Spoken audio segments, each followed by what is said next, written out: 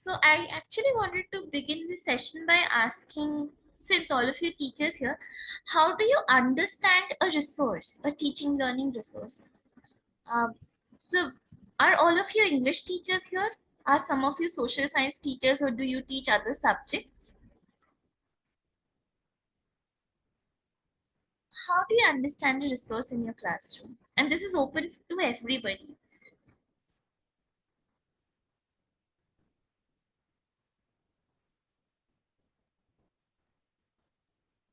So a resource can be anything, right? It need not be a material object necessarily. You can A student itself can be a resource, especially when we're talking about techniques like peer learning and all. So from that experience, this is something that I can recall. Okay.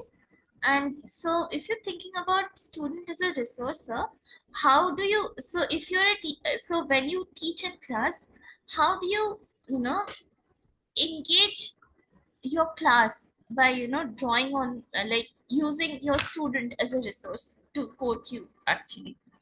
Right. So you can actually leverage their prior experiences as a hook in order to begin with the lesson. So And have you, yeah, yeah, please go ahead. so my teaching experience is quite brief. It isn't as extensive as other people in this particular group might possess. So from my brief experience, I can say that the practices that I have, implemented. So when you're beginning a lesson, it could be anything.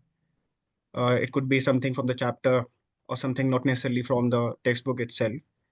So before beginning with it, before delving into the complexities of it, it's better to, cull in the experiences of the children, which you can actually use them, which can actually be used to uh, build upon, because the Okay. same are quite contextual and the children find them more relatable. Yeah, correct. So you're thinking more along the lines of discussions, and more like a pre-lesson activity. Before beginning the lesson, you would ask the students to share their ideas in that sense. Understood. Anybody else? Okay.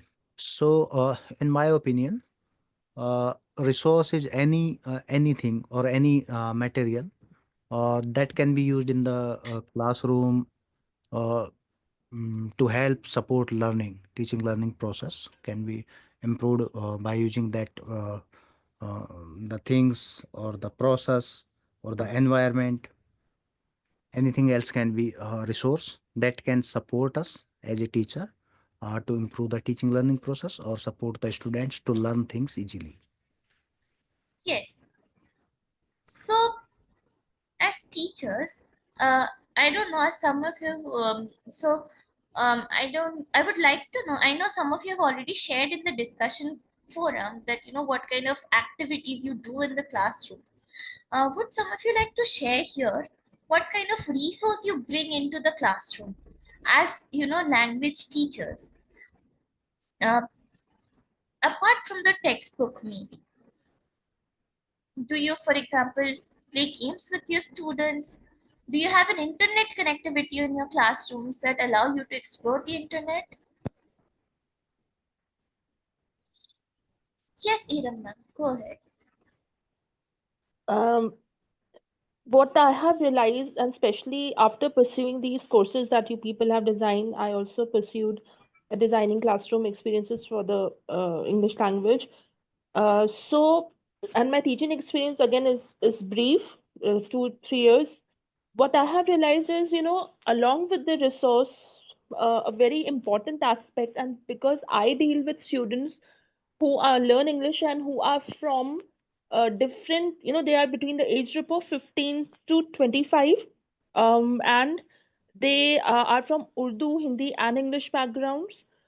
So I would like to highlight this, and again, I'm saying this has come from what I've learned, from this and you all. I've also focused a lot on trying to understand, if my students are visual or auditory or kinesthetic, as those learning that thing goes, and that has really helped me. So I try to bring, my lessons, I try to design them so that they'll cater to all these three. So I can see actually, and it's on a very big group. So I have around 15-20 girls. So I can see very clearly, when who is reacting to what, and I've also tried to help them understand too what is their stronger sense of, they're more keen learners, how whether they are visually, more inclined, or auditory or kinesthetically, because with girls mostly it's either visual and auditory. Kinesthetic is more, I think it's with the boys as far as my experience is. So that aspect has really helped me in kind of, if you say trying to identify resources or bring those resources to the class, or even if I have to use the students as a resource, then I like to, take their strong point in the class. If someone is good at speaking, um, so, I'll ask them if someone can write well, or, more visually, I think so. I like ask them to draw, or, kind of connect patterns on the board. And I'm not able to use technology, at the level that I would like to at the moment, because my students are not from a very high socioeconomic group. So you can understand I have this very small room and, just whiteboard and all. But yes, it has been very interesting, and I also understand how much needs to be changed as far as the traditional teaching methods are concerned. I mean, a lot needs to be done, and I think that is what you people at TEST are trying to do through all these various programs. I'm very grateful for being, at having a chance of being a part of such a revolutionary concept or methods, or however you want to put it. So yeah, that's it. Thank you. I mean, I'm glad that that you shared so many of your reflections. I mean, it's very nice to know. And yes, you are talking about that you have a dearth of resources in a sense. But it is also interesting to see how even there is so-called lack of resources. Um, so we have had very interest. So not all resources have to be very fancy, right? It can be something, because you're talking about auditory learners and students who have, like, you're focusing on students' strong points. So not all resources require a lot of uh, economic investment. uh, Even a simple, the walls of the room perhaps where you're teaching, those can be utilized. Chart papers and a simple device is our mobile phone. It can also become a useful resource in a sense. So, yeah, thank you for sharing. Yes, Imran sir, I think you wanted to speak. Yeah. So actually, I am just started teaching English from last 3 4 months. Before that, I always teach mathematics and science. So that's why I'm here to do this course, because I want to improve my teaching strategy or teaching techniques for teaching a language. And for me, this course is actually something like that, making um, improving my skills, and I am using the techniques and the tools which are suggested in this course. But before that, this course, I used various ICT tools in my classroom. I always use I am passionate about using technology. So in my classroom, I am from North India, so English is not very good, even of teachers. So I am using Duolingo there in my classroom, and students like it too much. They always say that, sir, after the lesson, please give us chance to practice on Duolingo. So I use Duolingo. I also use TED Ed Talks, so that they can listen the proper pronunciation in English language, and they can figure out with the graphics on the screen and connect the uh, I can say the understand the meaning of what is going to be talk in that particular talk, and later we discuss on that talk. So these two tools I am continuously using in my classroom, and I think and I am very comfortable with using these tools. Yeah. Uh, Thank you for sharing. I was wondering, sir. So you said you use Duolingo, and you also mentioned TED. And it is interesting that you were a science teacher, and now that you've shifted to language teaching. So I was wondering, do you sometimes bring in, you know, theme or maybe TED talks related to science in your classroom, or do you just focus on pronunciation only? Actually, I want to always try to make it a language class, but it automatically shift towards science and maths class because I forget there that I'm teaching language, and sometimes I go deep dive into the experiments and the science theory. So it is always there in, but still I try um, uh, to to focus on the points which I have noted down in my notebook that I will touch in these language points. Yeah. No, no, sir. I mean, I was just interested to know because, see, since if you use, so yeah, that is another question I have for all of you. Do you think a video which is probably related to geography or science or the environment, um, how would you use that in a language classroom?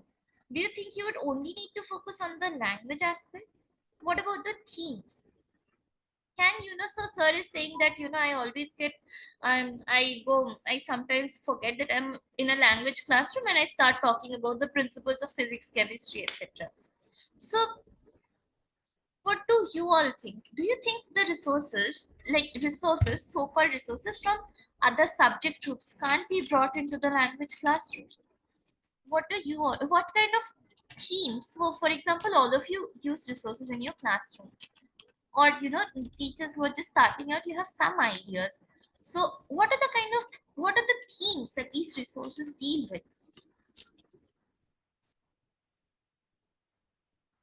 Does it only have to be yeah, videos related to other subjects? Okay. Shreyasi, I actually tried doing that when we were initially when I started my classes, and I started with this theme of why do we speak English? What made the Britishers travel from Europe and trying to find the land of spices? And then they were the East India Company being the first MNC, and so I tried relating it to geography, to travel, to business, and then like how English evolved. And one of the things, as in they were very eager to have new words included in the vocab, unlike the French and the German, or maybe other those very conservative those languages. So yes, I did use this.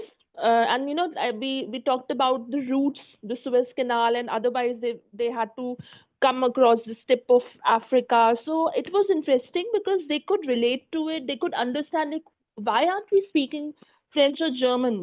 Like, why is it English here in the curriculum? And even after they have left, and still, even in official courts and all, this is the language we have continued. Probably because uh, there's so many regional languages, so it was safer to continue with English even after they left. So yes, interesting. It is.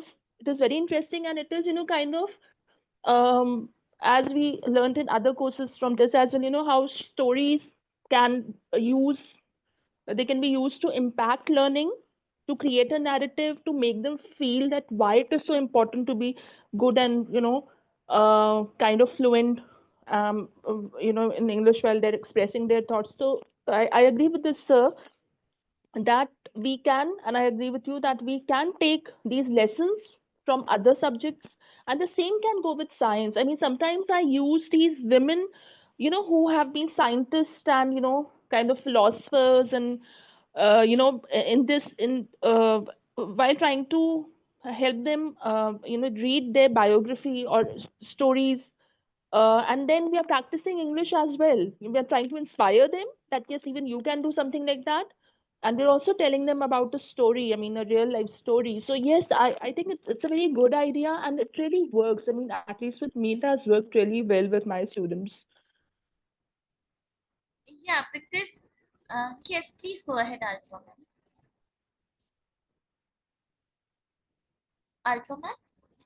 Man. Good evening, everyone.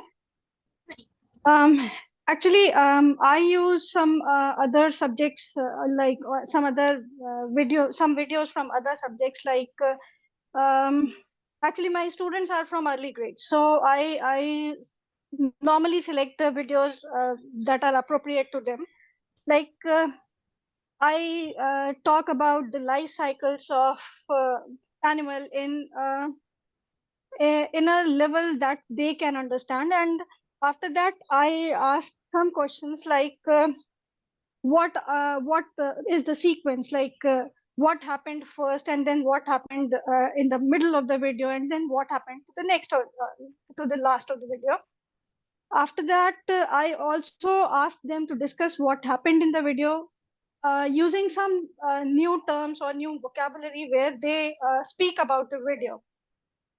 Then I usually ask them to draw about the video because they are early graders, so they are not able to write the whole sentences, but they can draw pictures. So I ask them to draw pictures. So I use these kind of videos in this way with my classroom. Nice.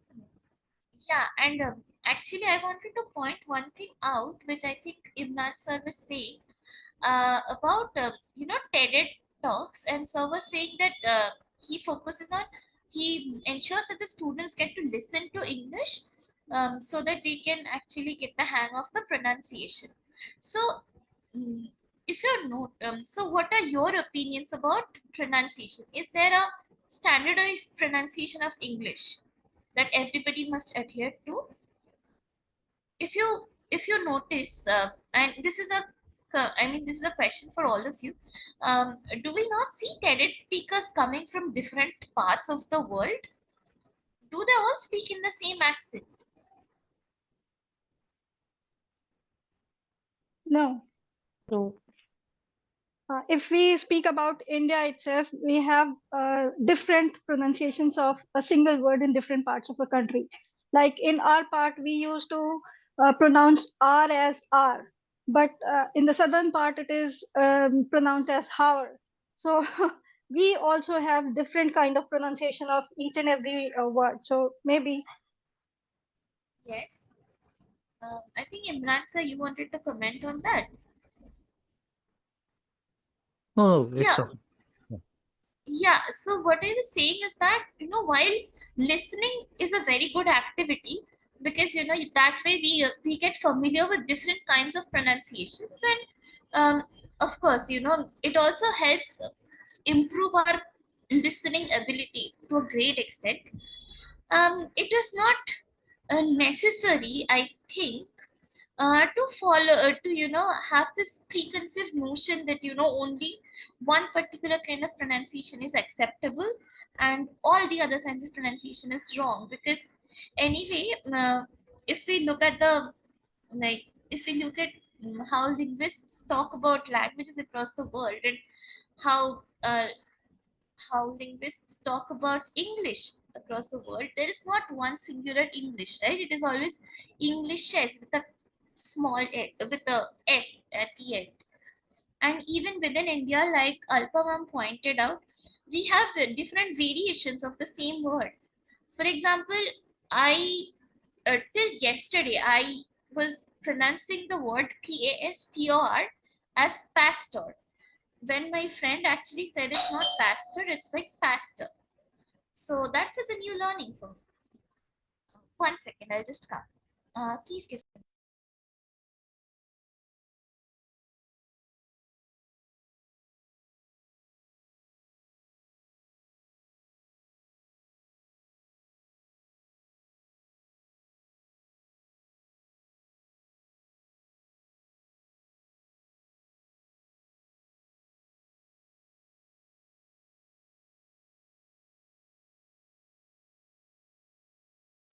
Yeah, like I was saying, so even if so the end goal of speaking a language, especially when we are starting out, is not to emphasize on how a particular we should be following a particular dialect, but rather, as long as the other person is able to understand what you're speaking about, I think it really And I mean, at least the communicative part is achieved that way. So yeah, you should, we as learners should be able to recognize how different people are pronouncing the different words, but it doesn't mean that we have to follow it.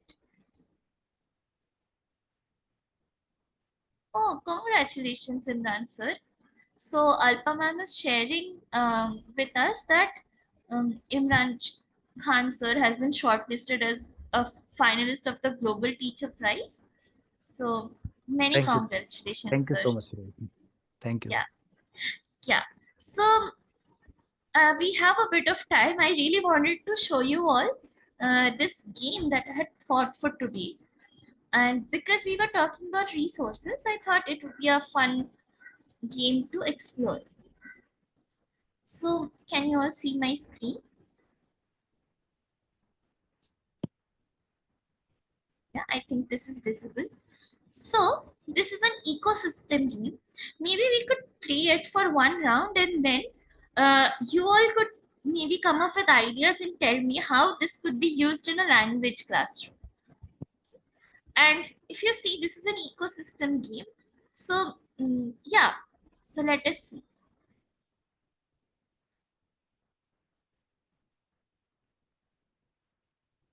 And I will share this resource with you all. I will post it on the discussion forum so that you have access to it later on. Yeah. Is this visible to everybody? Yes. Yeah, Yes. okay. Yes.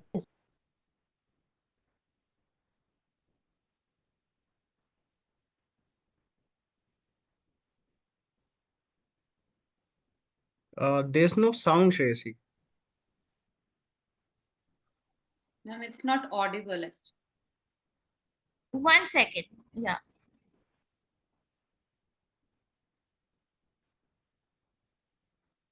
Okay.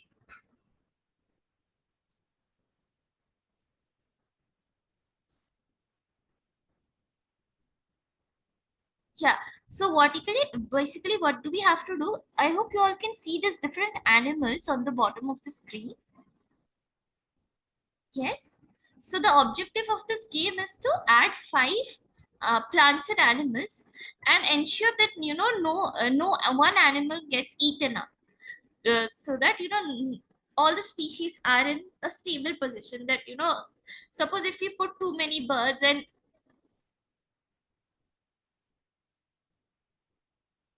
so for example, if we click on this bird, it says it needs these two kind of trees, right? So suppose if we put these two kind of trees, what else would you all like to add? Maybe this bird. So this bird needs these kinds of animals to eat. Okay. And maybe we are putting up one of these and these.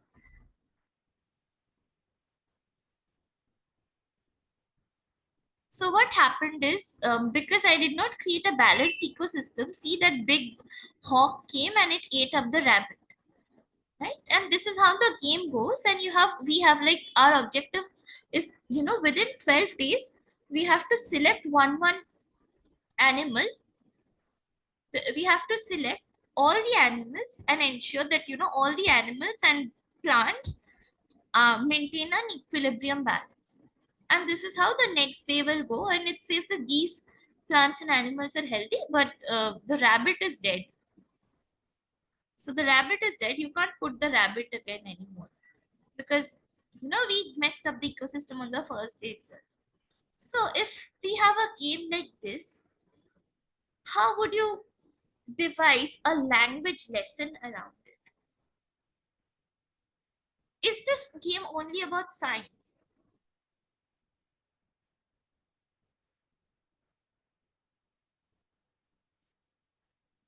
Would you like to play for another day?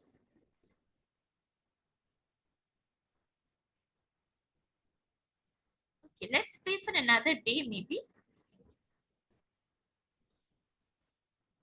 So we are putting up one more bird and we can put only five. So maybe a bear, and maybe one of these birds. No, maybe one of these trees. And the reindeer. And I have one more turn. So maybe something like this. Okay, I can't put this up. Maybe a rabbit.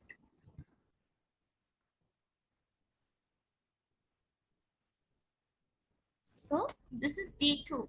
Okay. It is showing that all of these plants and animals that I've put in the ecosystem are healthy. So what can you teach through this game? Let us start with that.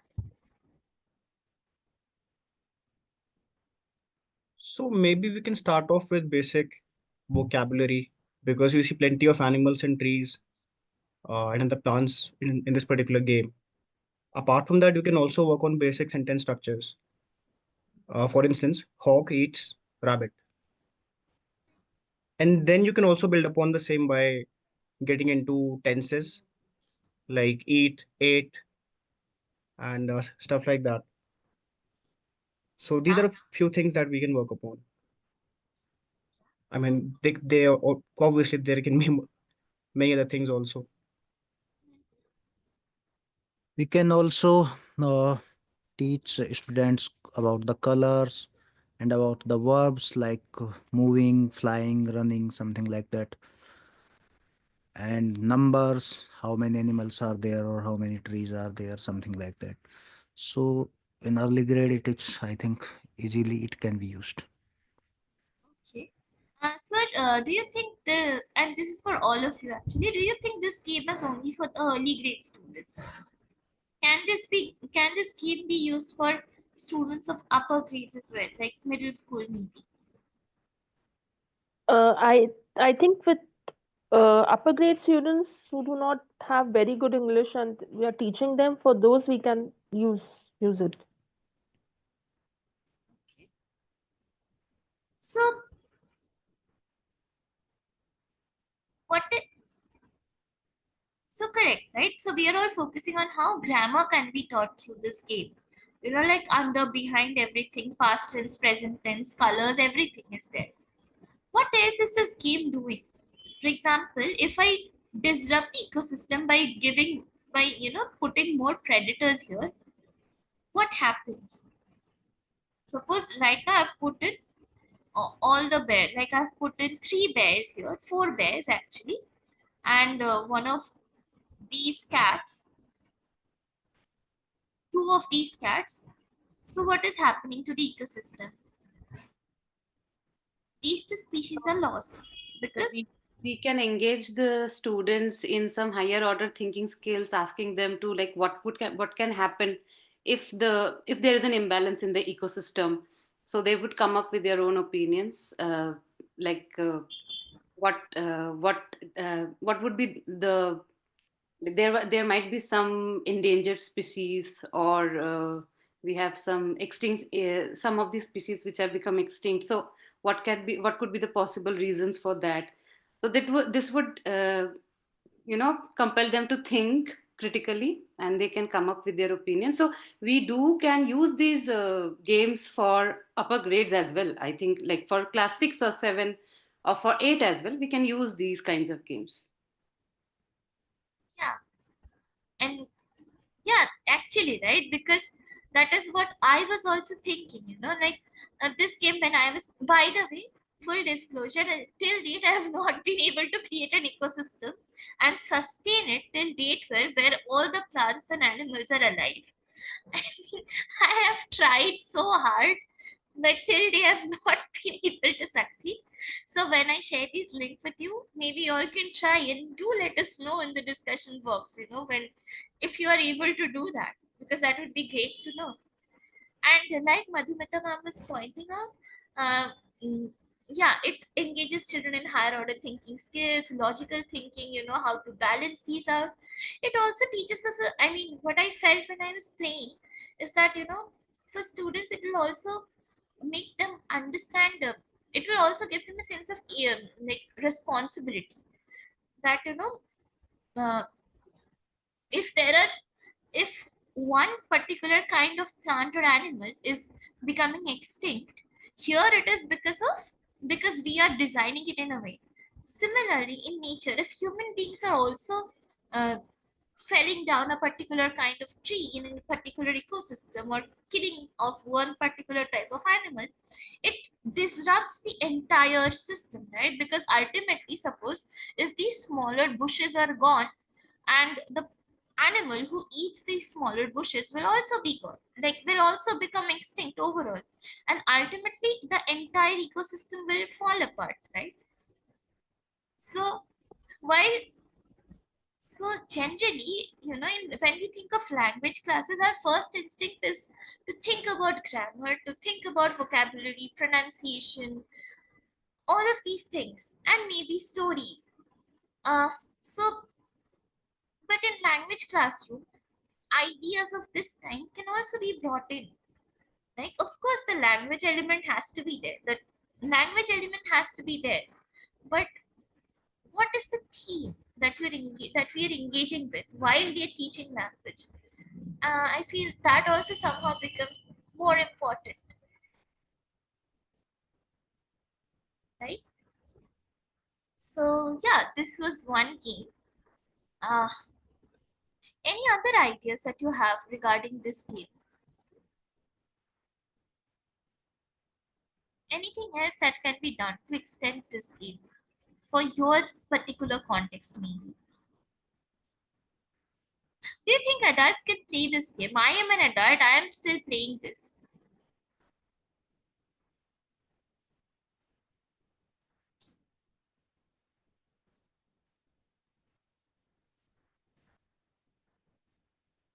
We I mean, I would have liked to use this for prepositions behind. I had known that, really helped.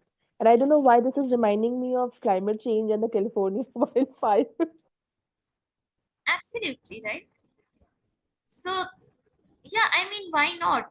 I mean, this game, while it is about it is about the ecosystem, but in the classroom, even if you're doing this with adult learners, I mean, hoping that they are also reading the news around the world, they're aware of the environmental changes. Uh, 1 second, let me just close this tab for now. Yeah. Uh, So maybe conversations around that can be brought in. Yes, Edam ma'am, go ahead. in fact, Shreyasi, again, the learning is from you all, and the 3 4 courses I've pursued. What I've realized is that they say that most people who have this higher order thinking have this ability of abstract reasoning, of connecting, you know, things. So if we are using this exact thing that you're saying, take something from science or maybe history or philosophy or maybe even chemistry for that matter, make it interesting, try to use it in a language class. And I think this is what they have been doing in the best of schools right now, for which the parents have to pay so much money. I'm personally seeing that, my children go to a very good school, with a very high fee, and earlier they've been to other schools, so I can see that difference. It is so clear, and it is kind of heartbreaking too, because it wasn't such a difficult thing to the teachers in the other schools could have done that if had they been properly trained, but they have commercialized it, people who realized it, and like, I don't know what to say, but this is really cool what you have said, and it should be implemented, creating this abstract reasoning connectivity with other subjects and things. And in fact, I think these would be the people who would be the difference maker in the future. Excuse me, even I need to go. Somebody is at the door. Yeah, yeah, that's all right. Yeah. So that is one resource. And the other resource I wanted to show you for today is actually an interactive map. Again, not a conventional, not a conventional idea that you would think that we could show in an English classroom, but why not? Let us try. So this is called the dino. So this is actually called the dinosaur database. and I was playing with this map the whole afternoon today. So this is our Earth, and it looked like this 240 million years ago. Okay? And so, and it says, this is the early Triassic period, how the oxygen levels were, and how corals went extinct, and how small dinosaurs are surviving on the Pangaea continent. You can move around the Earth and you can see the simulation basically. But another thing that I really found cool was that uh, if it so this is they have this called something called the dinosaur database. Uh, 1 second, it is taking a bit time to load. So they have all of these database of dinosaurs that have been recorded till date, and see, these are the images that the scientists have created, and all of these are there. And you can search dinosaurs by period: Triassic, Jurassic, Cretaceous, and from which regions the dinosaurs were found. Me being from India, naturally I was interested in seeing what Indian dinosaurs are there. By the way, most of them are found from Madhya Pradesh and Telangana, and that is really nice to know. So many fossils have been found from there. And then I, of course, looked at this T-Rex sort of a dinosaur, which is my personal favorite. It kind of looks like T-Rex, but it is larger than T-Rex. It's called Rajasaurus. Uh, yeah, and it is from Gujarat. And see, we get idea the facts about the dinosaur and everything. And again, if you click on the globe, the interesting part is that if you click on the full globe feature, it will show you how the Indian subcontinent was 66 million years ago. So during the time when Rajasaurus was roaming the earth, how the uh, Indian subcontinent had broken away, Africa is sort of getting formed, and the red pin shows where Rajasaurus was roaming around. Or if you don't want to look at dinosaur itself, suppose I want to look at how Kolkata was 66 million years ago, where Kolkata was, we can do that also. It will pinpoint. So somewhere around here, because India was still forming at that time. So if we take this resource into a classroom, how would you teachers use it in your own particular context? Do you think this will be useful in your classroom?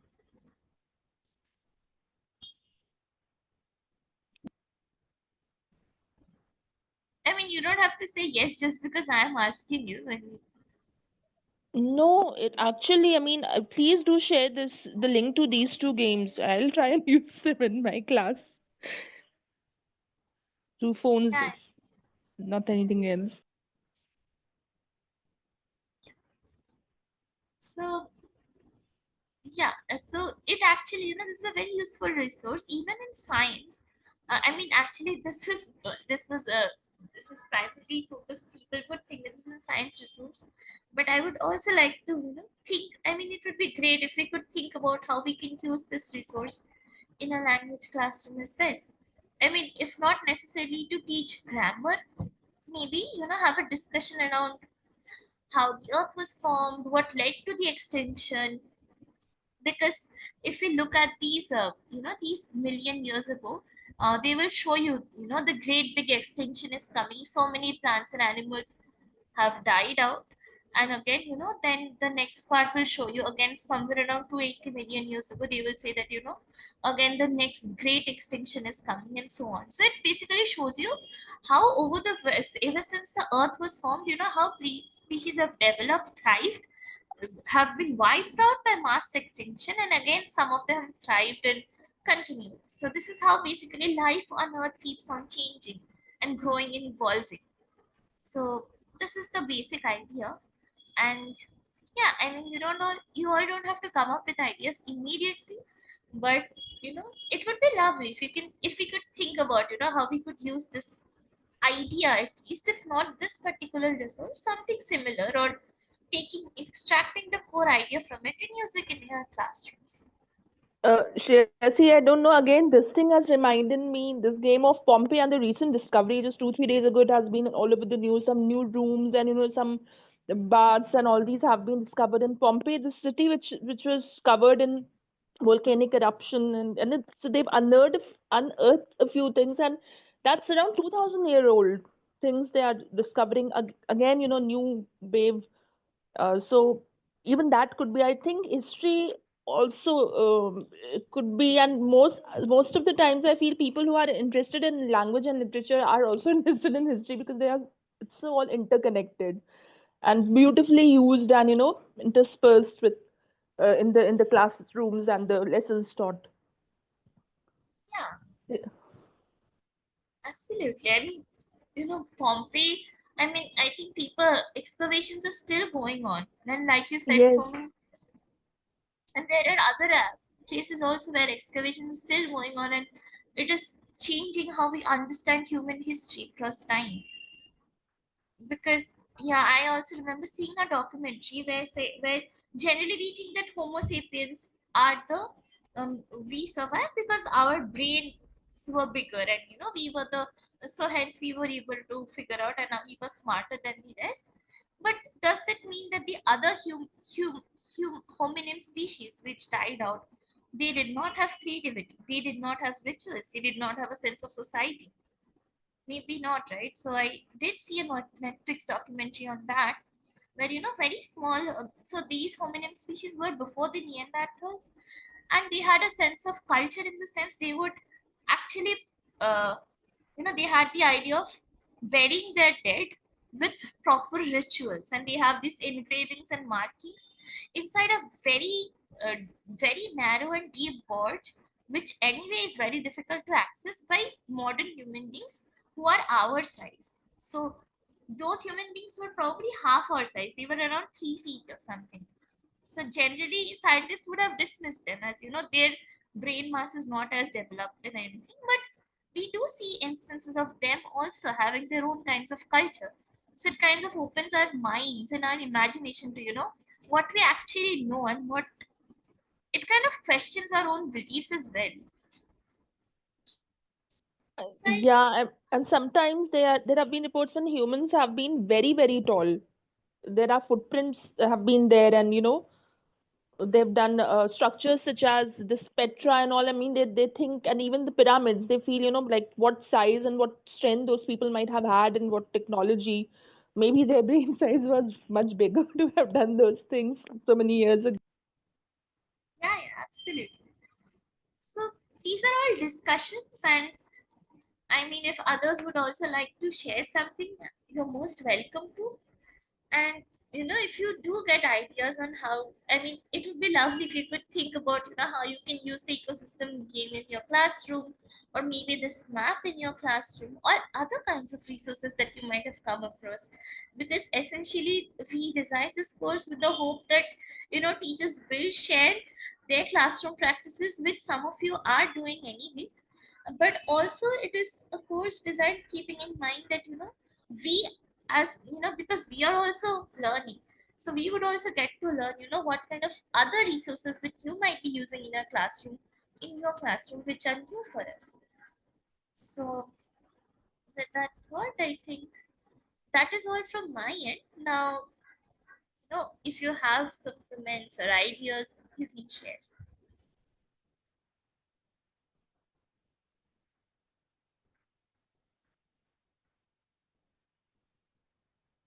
I'd say thank you so much for extending the date. I was really caught up with things. I was about to message you, and then this thing came on this application that thankfully the date has been extended, and have been submitted by the 24th. The things. Thank you so much. Most welcome. I mean, we anyway had requests from other learners as well. So yeah. Okay, so if anyone of you do have other queries, even if not immediately, uh, you can post them on the discussion forum. We keep on checking them regularly. And I guess that's all for today if there are no more questions or Jesse, comments. there is Yeah, one thing I would like to ask you. Actually, I've not been getting very regular updates neither on the test application nor through emails. When Nikat ma'am was there, she would send the next 3 4 these certification courses, the list would be sent. But I think she's on leave, so if you could just look into it. Yes, ma'am. So one thing is that when our new open runs come up, you can one way to look at that is even if not by email, you can still follow our Instagram page, ct_this, and there Okay. whenever our courses come up, we post there generally, so you'll get to see that. Okay. But Okay. we Thank will you so also much. start sending emails when the courses are ready, the other courses are ready. Yeah, I think there's a repeat of designing classroom experiences. I think next month in February that's starting, and the CTLT part 101 again, 24th January showing. So both of them I've already pursued. So, and there's Shruti, also something related to, like you in a span of 2 or 3 years, if you're pursuing 10 of these certifications, are you aware of that? uh, be given. What do you like if you uh yeah, these specific these credit points, so you have to collect credit points from these different, so two from courses? the technical, yeah, CTLT, that like I've done one, and then four of the languages, you know yeah, I mean, are you aware of that? Because Nikat Not ma'am. really.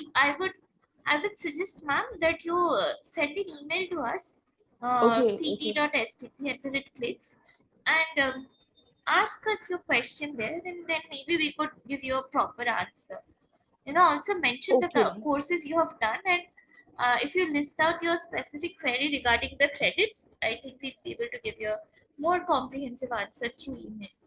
Because I will also need to go back and look into it.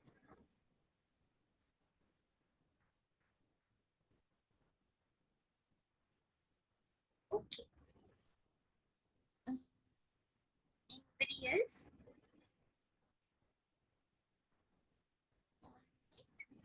If others don't have any questions, then perhaps we could end today's session. Thank you all so much for staying back and attending this course on a weekend and staying back for over 8 minutes. I know this is supposed to be a 1 hour class and it got extended a bit, but thank you so much for being so patient with us, and we'll see you around. And keep posting on the discussion forum. We love reading your comments. That's all for today. Bye. yeah. Thank You.